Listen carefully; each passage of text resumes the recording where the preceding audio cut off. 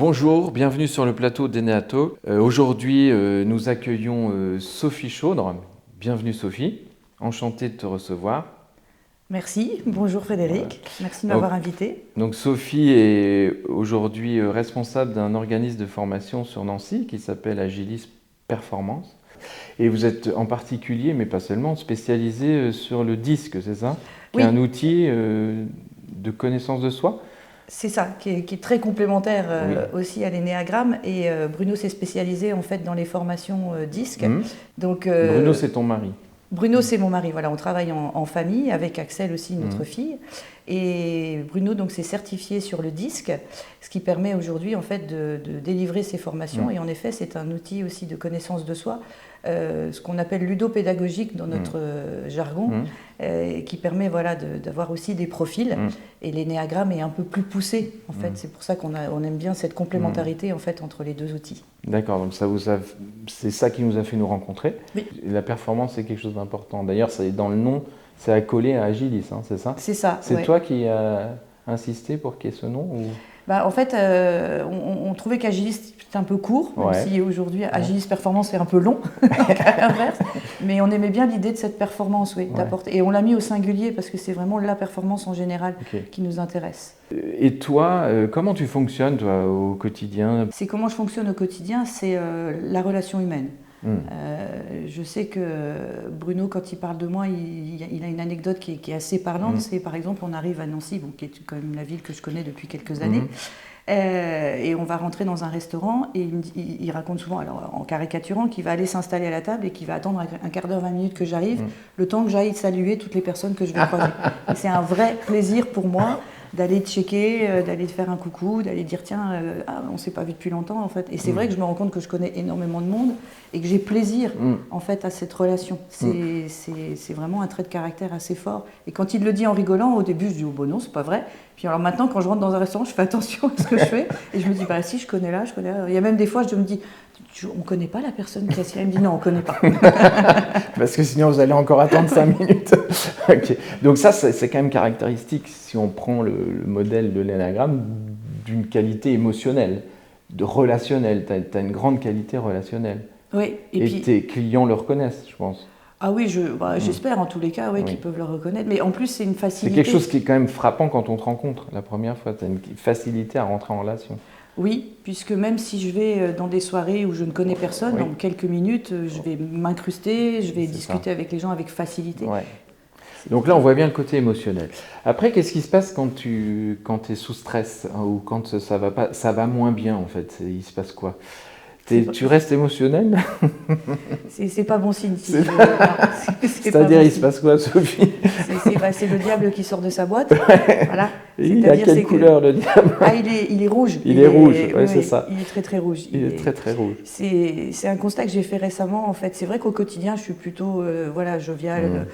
J'aime bien discuter et autres. Mais s'il y a des moments où je pars dans les retranchements, c'est la colère qui prend le dessus. Mais c'est une colère qui n'est absolument pas maîtrisée. Quelque chose de l'ordre de l'injustice? Oui, là c'était clairement ça. Et c'est quoi l'injustice pour toi? C'est de ne pas respecter ses engagements, c'est de tirer la couverture à soi, c'est de ne pas regarder les choses faites par l'autre, d'essayer même de rabaisser, parce que pas forcément tourner vers moi, mais il y avait une espèce de non-compréhension. Et oui, non, c'est l'injustice il y a des choses qui m'agacent. Voilà. Et si on continue sur ce fil, une chose que tu as du mal à supporter chez les autres, par exemple, serait quoi? Ce qui t'agace le plus? Si, la mauvaise foi, l'hypocrisie. Moi, je suis quelqu'un d'assez franc, peut-être des fois trop. Donc du coup, je supporte pas tout ce qui est miaulement, tout ce qui est pas net, quoi. J'aime bien quand c'est clair. T'aimes pas. T'aimes bien que ce soit clair. Oui, je préfère qu'on dise les choses. Des fois, on va se fâcher 5 minutes, mais au moins on va s'expliquer et puis après on va passer à autre chose. Mais alors tout ce qui est en détourné, j'ai un peu de mal. Donc là, on a vu tout à l'heure une partie émotionnelle très, très marquée. Sous stress, il y a une partie plus... Alors en énéagramme, on dit instinctive. La colère, c'est quelque chose... Puis tu es aussi une femme d'action quand même. T'aimes que ça bouge, t'aimes que ça avance. C'est pas...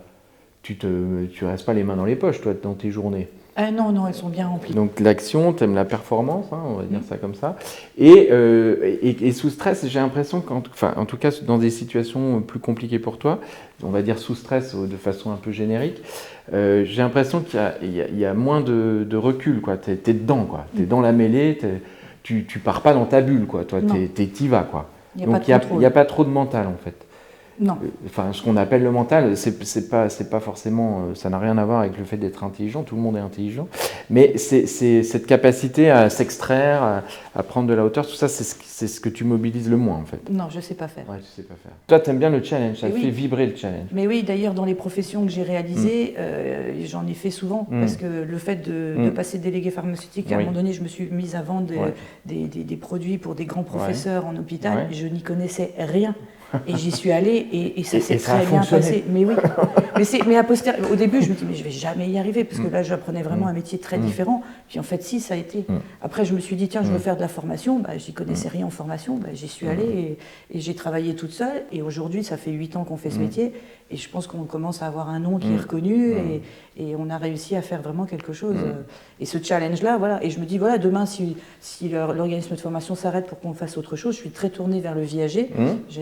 C'est quelque chose que je regarde pour plus tard et je me dis, oui, ça le fera. C'est un nouveau challenge, c'est impossible. Oui, c'est ça. Okay. Alors, quand on a parlé de ton profil, Sophie, puisque tu as suivi une formation que j'ai faite sur le sujet, et puis on a beaucoup échangé, en fait, on avait les trajets en voiture entre Nancy et Metz à l'époque pour échanger, et donc quand on en a parlé, tu hésitais un moment entre deux profils qui sont en énagramme le 3, donc, et puis le 8, tu te rappelles de ça? Oui. Le 8, c'est quelqu'un de très rouge, si je fais un lien avec le disque, hein, c'est-à-dire qui peut être directif, qui est le chef, tu vois, qui est vraiment quelqu'un qui va s'imposer, qui va être clair, qui va être direct dans sa communication, mais qui va être bien que quand il a les manettes. C'est un leader, on va dire, c'est la caricature du leader charismatique qui s'impose. Churchill, tu vois, enfin les gens qui voilà. C'est bien, c'est parce que j'aime bien. T'aimes bien Churchill, oui, c'est ça. Donc tu as un côté comme ça?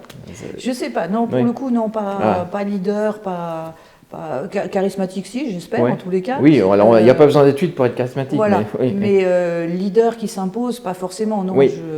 8 est aussi orienté vers l'action, donc, tu vois, enfin, voilà. Donc ça pourrait matcher, c'est un instinctif, le 8, on va dire. Le 3, c'est un mix. C'est un profil plus, on va dire, mélangé. Il est d'abord émotionnel et il peut être en deuxième instinctif. Donc ça, c'est ce qu'on va appeler le 3 variante alpha, parce qu'il y en a un autre qui est 3 et qui peut être mental. Toi, dans ton hypothèse, serait plutôt émotionnel en premier et instinctif. Mais sauf que je dis qu'il est ambivalent parce que sous stress, l'émotionnel disparaît et c'est l'instinct qui prend les commandes.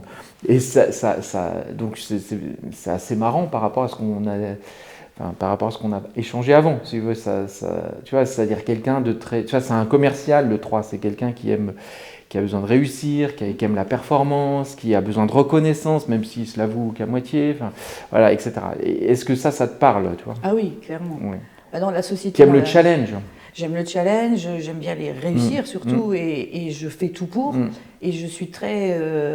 alors je procrastine beaucoup au quotidien, et en fait je vais être dans la réussite et dans la réussite du challenge à la dernière minute. C'est-à-dire qu'à un moment donné, quand j'ai plus le choix, ah bah là, tout se met en place et clac, clac, clac, tout s'ordonne. Tout ça s'ordonne. C'est-à-dire que tu es efficace. Oui, mais je suis plutôt efficace quand j'ai plus le choix. Ouais, tant que j'ai le temps... Je me dis, bon, on verra ça plus tard. Alors ça, bon, on va déjà faire ça. Enfin, tu vois, je vais aller à mon rythme, tranquille. Et puis à un moment donné, hop, il y a quelque chose qui se déclenche. Je dis, alors là, il n'y a pas le choix, il faut le faire. Et là, je suis d'une redoutable efficacité. C'est ça. Dans la discussion qu'on avait eue, on avait pu préciser ça. Le 8, c'est quelqu'un qui se fiche de ce que pensent les autres. Ça n'a pas beaucoup d'importance. Ça ne veut pas dire qu'il n'a pas besoin de reconnaissance, comme tout le monde, mais en tout cas, ce que pensent les autres n'a pas d'impact. Là où le 3, ce que pensent les autres, puisqu'il est quand même, il a quand même besoin de son image, de renvoyer une image positive de quelqu'un qui réussit, c'est important en fait. Il ne peut pas s'en affranchir facilement. Il peut se soigner, entre guillemets, il peut s'améliorer, mais c'est quand même plus compliqué pour lui, alors qu'un 8 s'en fiche en fait. Qu'est-ce qui te parle? C'est quand même plus le 3 à ce niveau-là, parce que en fait, je pense à la relation que j'ai avec mes clients, et à un trait de caractère tout bête. Par exemple, tu les appelles beaucoup, parce qu'on les sollicite quand même beaucoup dans l'année, et la plupart du temps, ils réagissent, mais ils sont comme toi, ils ont du boulot et autres. Et puis des fois, tu appelles quelqu'un, là, pas plus tard que en ce moment, j'ai une cliente qui est sur Lyon, qu'on voit une fois par an, parce que comme elle est sur Lyon, on ne la voit pas souvent. Et là, je l'ai sollicitée il y a quelques semaines. Elle me dit oui, pas de problème, on fait ci, on fait ça. Et puis donc je lui envoie les éléments et j'ai pas de retour, pas de réponse, pas de mail. Tu l'appelles, elle répond pas. Tu lui laisses des messages, elle répond pas. Et là, je deviens en panique parce que je me dis, en fait, elle veut plus travailler avec nous. Et en fait, elle m'a renvoyé un message et tout simplement, elle m'a dit non, Sophie, c'est juste que c'est la fin d'année, c'est juste le rush et que j'ai pas le temps. Et là, je suis soulagée. Parce que tu vois, le fait de perdre un client, c'est très compliqué pour moi. Ou en tous les cas, de le perdre sans savoir pourquoi. C'est surtout ça qui est compliqué. Donc oui, j'ai encore besoin de cette image. L'impression de loser à ce moment-là. De toute façon, oui, Bruno le dirait, j'ai énormément besoin de plaire. Je sais que j'ai... Oui. Donc c'est pour ça que le 8, non, il est encore loin. Il y a des choses... En fait, je ne sais pas si c'est paradoxal, mais je me moque de ce qu'on peut penser, puisque j'arrive aujourd'hui à faire... mais j'ai quand même besoin de plaire. Donc, tu vois, c'est ça où c'est tiraillé. Je vois très bien la nuance. C'est très intéressant. Et c'est quoi ta relation à l'échec? C'est compliqué. Il faut que je comprenne. Il faut que j'ai une vraie compréhension pour pouvoir avancer. Je peux l'accepter. Par exemple, avec un client, je peux accepter des fois que ça peut ne pas fonctionner. Mais il faut qu'il soit clair. Faut pas me laisser... en plan. Non, ça c'est compliqué. C'est plus cette notion de ne pas savoir que je ne supporte pas. Après, quand je sais, je vais me battre. Parce que pour le coup, je vais essayer de lui faire comprendre que non. Parce que... Tu vas remettre de l'énergie. Ouais, exactement. Et puis, on va essayer de comprendre pourquoi il a cette image-là ou cette réaction-là. Et je vais essayer de le ramener. Et puis, de temps en temps, ça peut ne pas fonctionner. De temps en temps. Mais je pense tu vois, tu as employé un mot qui est important dans le profil 3, puisqu'on l'appelle le battant. Tu vois, c'est l'image du 3, enfin en tout cas c'est quelqu'un qui fonctionne par objectif, par challenge, qui met de l'énergie quand il a un objectif. Il peut ne pas en mettre s'il n'a pas d'objectif, être tranquille pendant ses vacances, il n'y a pas de problème, tu vois. Enfin, il n'y a pas forcément d'objectif, mais quand il y a un objectif de performance, là il va se mobiliser, quoi. Il va y aller. C'est comme ça que tu fonctionnes? Oui, oui, très clairement. Super. Écoute, merci beaucoup Sophie pour le temps que tu as pris pour nous parler de toi, et puis ce fut un plaisir. Écoute, merci surtout d'avoir pensé à nous. C'était un plaisir aussi, parce que du coup, ça permet aussi de mieux comprendre l'énéagramme aussi, de le challenger davantage, et puis de pouvoir le présenter demain encore plus, on va dire. Ça marche. Merci Frédéric. À bientôt Sophie.